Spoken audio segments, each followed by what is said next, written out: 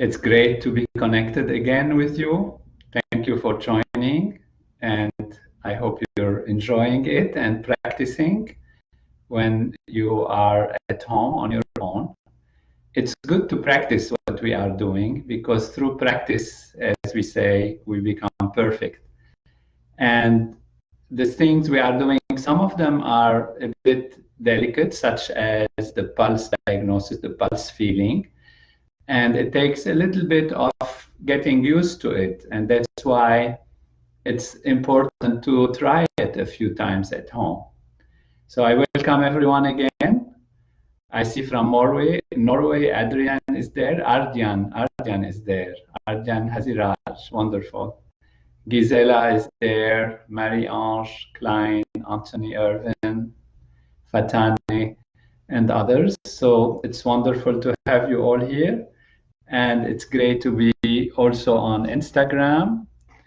We have many joining, even from Oman. That's wonderful. From all parts of the world, from the east to the west, the US, the Latin America, I can see Canada, also the whole continent, and Europe, we have many, and Middle East also wonderful, and up to Nepal and India are joining. So this is wonderful to be with everyone again. I hope you're settled, sitting comfortably in a quiet place as much as practical and as much as possible. And we will start as we get everybody settled and coming and joining with just taking the pulse. So let's take one hand. In my case, I'm taking the right hand here, putting it on my chest a little, so just to be positioned.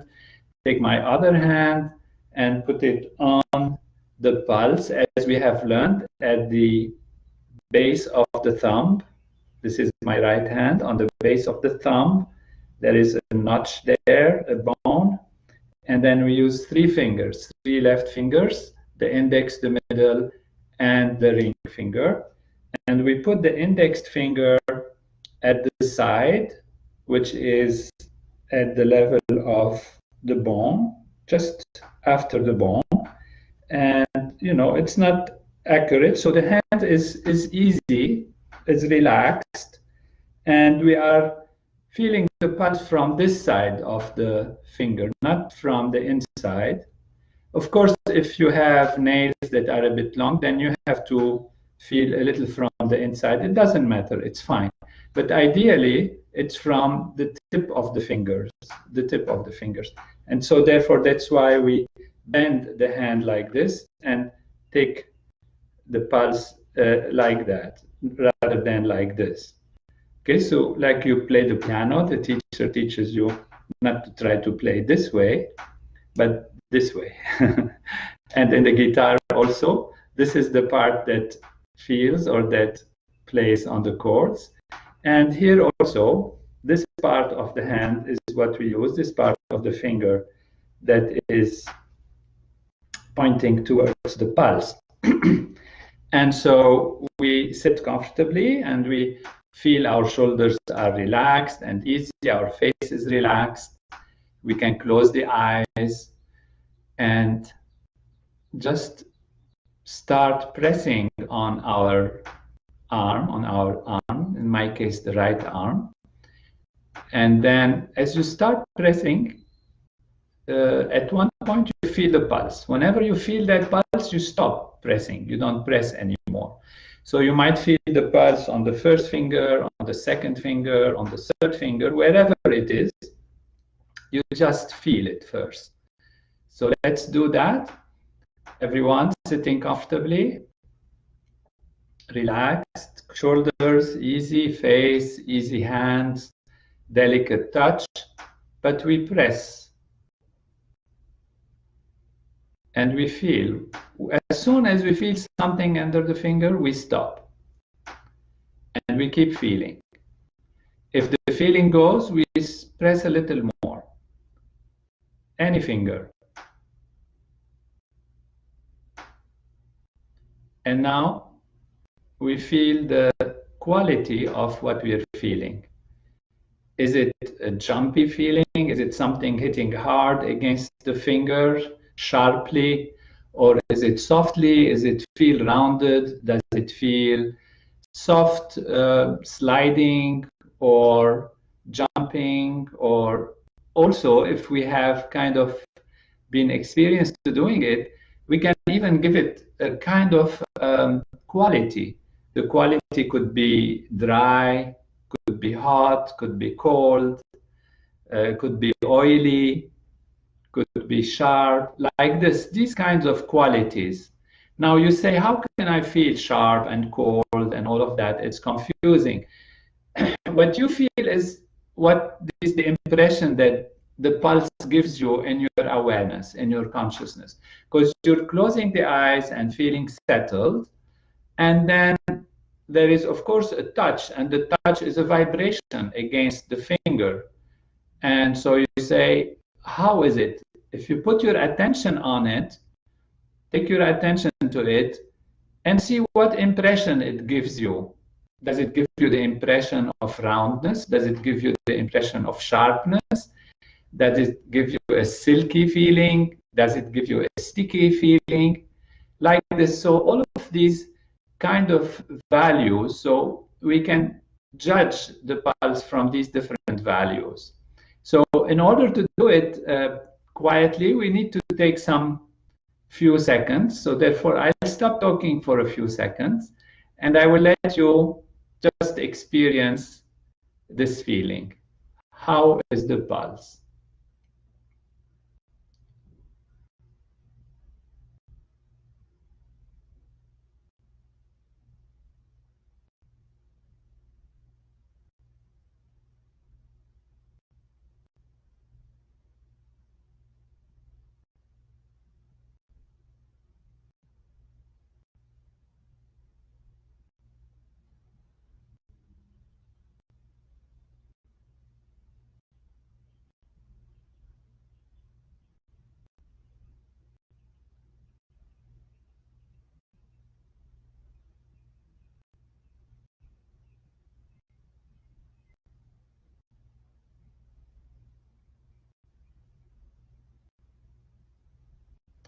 Very good. We open the eyes, we relax, we take a deep breath, raise the hands towards the roof, towards the ceiling, push on it as you take a deep breath,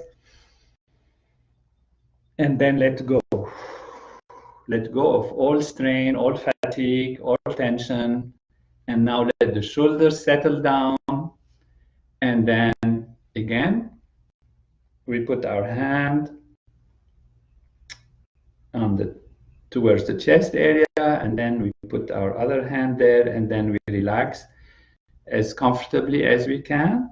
Could be down, could be up, like that. Just be comfortable and relax shoulders. And then we put our hand and fingers on the pulse again. So now the hand is all relaxed. It's not tense. I'm not tensing. Even this hand that's taking the pulse is very, very soft.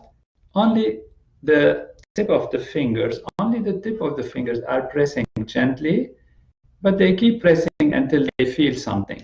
So they keep pressing until they feel something. And that thing can be on any of the three fingers. So first we are getting used to feeling any of the three fingers, and then we will start feeling the other fingers. So now we do that, and suppose you're feeling the most on the first finger, the index finger. That's fine. Now we relax. We let go of the first finger a little bit, and we feel the second finger, the middle finger. And if it wasn't there before, we press a little more on the second finger until we feel something. When we feel that thing, whatever pulse is there, now we also analyze it intellectually, feeling-wise, on a soft level of mind, no hardship, of course. What impression does it give you? Is it different from the other finger, or is it the same? Is it maybe feeling deeper and like this warmer? Is it hiding from me? Is it coming at me? jumping at me? Is it sliding? Is it sharp? And when we say it's just a pulse, how can we tell the difference between round and sharp and this and that? When you feel one pulse, it'll be always the same. But when you start comparing and you see maybe this finger is a little different, then the difference is what makes the point. You know, so in order to be able to appreciate sharp and round and soft and sliding versus jumping, you know, and as we said on day 3 yesterday, and the part 2, day 3, which was the session before this one, the first, you know, finger represents Vata, the second finger represents Pitta, and the third finger represents Kapha. And so there is Vata, Pitta, Kapha. Now, you might feel under Vata something from Kapha, you might feel under Pitta something from Vata, etc., vice versa. That's fine. That's not what we are doing now. We're not analyzing why this happens. We will have some analysis of that, of course, later to understand why it is happening. For now, we're just getting the feeling of it, the feeling of it. And so we don't mind where we feel what, but we mind what quality we have, what quality we have. Quality we have, we said, can be part of 3 kinds of quality. We said one is generally like a snake, one is like a frog jumping, and one is like a swan sliding gracefully and like that. So that is what we are kind of having as a reference. It could be under the first, the second, the third. Any of these 3 values can be anywhere. And we're having our attention on these subtle aspects of our touch, which is now talking or detecting or listening to what the heart is saying, how the heart is, and what kind of mode of functioning the heart is. So the heart is speaking to us through the pulse, because it's the heart that pushes the blood through the arteries, and then the blood is moved depending on the quality of the arteries, the physiology, the strength of the physiology. So in a complete system that influences the quality of the pulse. And what we are doing is learning the language. It's a new language. The pulse speaks its own language, and the language that it speaks is based on these values that we are talking about. The value of sharpness, softness, roundness, sliding, sticky, roundness, and all of that are the values that we are looking for. It doesn't matter under what finger they come for now. And so how to tell the difference is by checking the different levels of the pulse, which means the different, one is the different fingers, and see if there is a difference between one finger and the other. There is one finger and the other, what will be the quality of difference that you have? You know, maybe if you feel under the third finger, it might feel deeper, it might feel softer, it might feel more like a swan. And maybe if you feel like the second finger, it maybe jumps a little more, it hits your finger a little more. And so by comparing one with the other, we can say to ourselves, which is rounder, you know, because you can say ultimately everything is round, everything is sharp, everything is like that. Fine, it could have that impression, but you compare, and you compare from one finger to the other, and you will see maybe this one is a little bit sharper than the other one. Maybe this one is just hitting me maybe on one spot in my tip of my finger, whereas the other one is taking a little more space. Maybe this one feels like it comes in a round way, and this one is just jumps on the finger. So by comparing these from one to the other and getting used to checking the pulse, the senses, our feeling through touch gets more and more refined, and that influences also the nervous system. It influences our brain and actual physical nervous system by awakening these values in the nervous system. It actually creates changes in the structure of the nervous system where touch is concerned, the areas where touch is concerned. And that's quite some area in terms of the brain, particularly as far as the hands are concerned. You know, training of music, for example, musical training requires also the ear to be trained. We say the ear has to be trained. And that what it means is the brain starts recognizing and associating different kinds of sounds with different kinds of memory of what it is, sharpness, pitch is higher or lower, you know, and all of that. And that's how we get a better ear. We can hear different sounds, we can sing them, therefore we can express them more. The touch is also the same. And the more we practice, just practice, the more we are refining in ourselves the fine levels of touch, which is also influencing the way our nervous system works. And that is part of how we are contributing to create an awareness, a state of consciousness, a state of feeling, a state of experiencing that is more refined, more settled than the state of feeling and awareness that happens when one is under stress, or when one is under fear or under anxiety, or not knowing what the future will hold, and all of that. And this is what, you know, we face in everyday life, situations where we have to react and interact. And particularly when there is a threat like an epidemic or a war or a pandemic like we are all living right now, the whole nervous system is activated in a way that is promoting fear and fight and flight.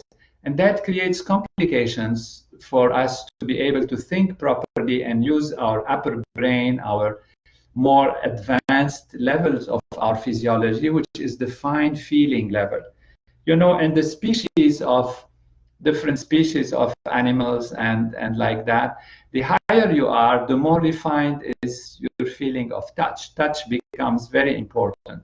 So the ability to touch with refinement and feel the things in a delicate way is very important in enhancing different parts of the nervous system that awaken very important integrative aspects and refined aspects of memory, comparing, you know, adjusting like that. And this happens when we are on a restful, evolved state. You know, that's why, for example, transcendental meditation is extremely important, because it takes us from the surface level of the mind, which is very active, to the depths of the mind, which is very settled. You know, we said that the mind is like an ocean, active on its surface and quieter in its depths. And transcendental meditation takes us to that bottom of the ocean, to transcend and go beyond the surface values. And those who have not learned, of course, they will be learning when the occasion comes. But what I'm saying is, when we are acting from that level, then we are able to see more clearly and able to feel more clearly. And therefore, those who practice meditation will be able also to quickly advance in the pulse feeling. And those who don't, if they practice and follow these techniques, they will also have an influence on the state of their well-being, the state of the mind and its peace and its quietness. So we do keep doing that. It's very simple. It sounds very simple, but that's what it is. You know, that's the techniques that we got from Maharishi Mahesh Yogi, who is the teacher who actually, you know, brought all the ancient great knowers from the Vedic tradition, from India, from yoga and all of that, and put them together and devised a systematic way to be able to know the pulse. And because usually it has been kept like, oh, there are only few people in the world who can do it correctly. They are very gifted. It's something like on the level of intuition, something on the level of almost magic and esoteric and all of that. And Maharishi made it systematic. He makes it very understandable and very logical, and it can be taught and it can be experienced. So what we're doing now, is something that has been kept, quite secretly in families and given from parents to children, from teacher to students, in a very strict way, and taking time to do it and practicing it. And now, thanks to Maharishi's teaching, we have it very systematic, and that's what we are learning. And that is not just to feel the pulse or even to try to diagnose, am I today too much vata? Do I have too much pitta? What is my situation? Which are very important aspects. But even for simply the attention that we put on the touch feeling, the attention that we put on listening to our heart, what is it saying? And that means listening to our entire body, because our heart is associated with our body, with our mind, with our consciousness. As we said, it's all one continuum. And this continuum can be felt from almost any aspect. You can analyze the eyes, you can analyze the face, you can analyze the looks, you can analyze the voice, you can analyze, the expressions, and then you can tell a lot about what is happening in one's physiology. But this is really a profound thing, and when we use it, when we try it, it actually itself has a healing, powerful effect on us. So I'm saying this so you understand and you keep doing it, because it might seem like something new to learn, like learning a new language. And why would I learn the language of the heart or the language of the pulse? It's because it keeps you in touch with yourself on a deep level. You can actually put your attention on something, and wherever your attention goes, it has a healing effect, a nourishing effect. Attention is a very powerful effect. Whatever we put our attention on grows stronger in our life. And you put your attention on your deep self and on areas that need healing, and therefore your attention is going to heal. It is a healing aspect. It will heal the physiology. So this is very powerful, and we do it like this and continue to feel the difference in quality between one finger and the other, and also the difference in quality between one time and the other. As we said yesterday, see if you can take the pulse in the morning, take it after food. You can just 1 minute, you check yourself. Just take a little bit like that, see what's my pulse feeling now. And you will start feeling the differences. You start feeling the difference. And you start knowing, yeah, it's like sharpening the ear in music. You are sharpening the touch in this feeling level in relation to the heart and the state of our physiology. And as you do it, it becomes more and more clear that, yes, there is a difference, there is a difference.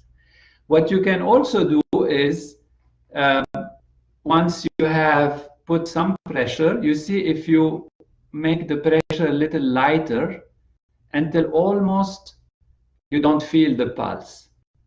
And then you see, how does it feel now? And then you press a little more.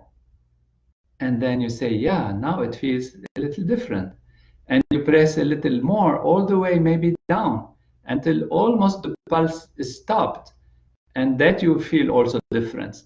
So these are the different layers and levels of the pulse. So there are quality of the pulse, meaning roundness, sharpness, jumpiness, softness, stickiness, etc. There is position of the pulse, which is either the first finger, second finger, or third finger, and that's a lateral position. And there is a depth position also. If I take the pulse on the surface, if I take it in the middle, if I take it all the way down, if I take it in between. And these are the layers, just as an introduction to the different layers that then gives us a huge information that is really something profound about the language that the pulse tells us. So this is a kind of meditation because we are meditating about the reality, about knowledge, about experience. That's why we call it global meditation.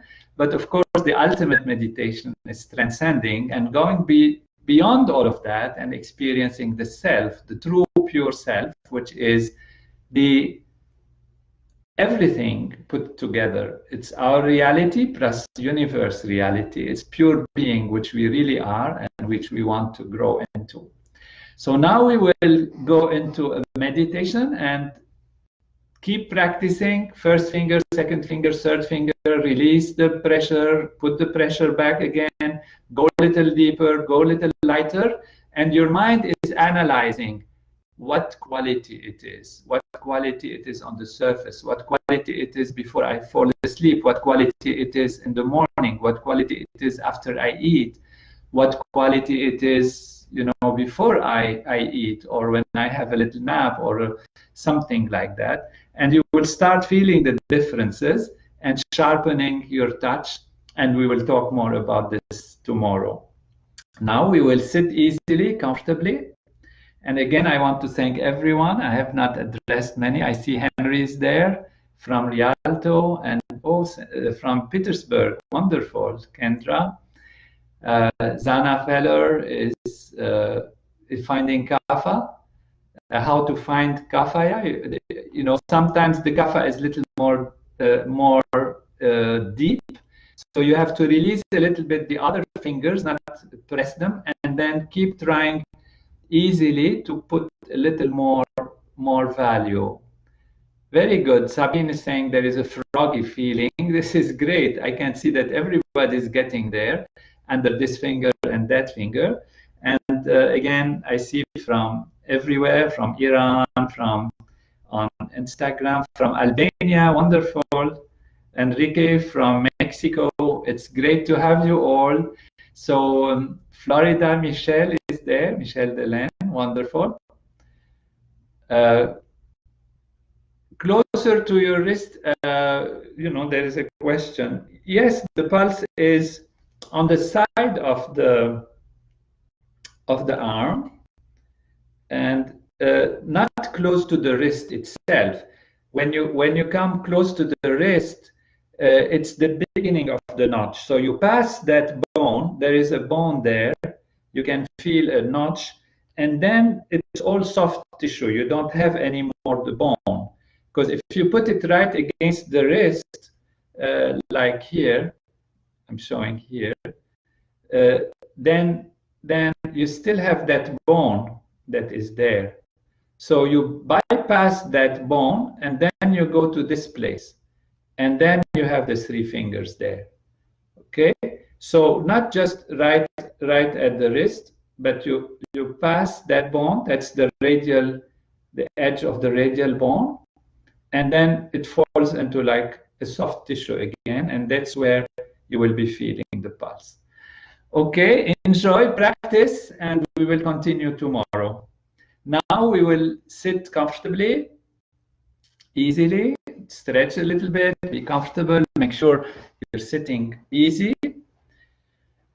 Make sure your shoulders are relaxed, your face is relaxed, your jaw is down, and then we will close the eyes, and after a while, practice transcendental meditation. Those who don't do meditation, you just take the pulse, feel it, and do your breathing exercises as we have done with pranayama, putting the attention on sound, then touch, then temperature, then taste in the back of the mouth, and then the whole overall the smell, as we have done in the first part of this course. So those who are with us, they have not done the first part of this course, please also go ahead and check it. They are mentioned as global meditation day 1, day 2, day 3, up to day 14. then you understand more what we are doing, and it makes more sense to follow a course in a systematic way and have it build up on knowledge and experience. That's how you get the maximum benefit. So those who don't practice TM, transcendental meditation, do the breathing exercise and the pranayama and check the pulse before and after. Those who practice TM, check the pulse first, and then we'll practice transcendental meditation together, and we'll meet again tomorrow. Let's close our eye.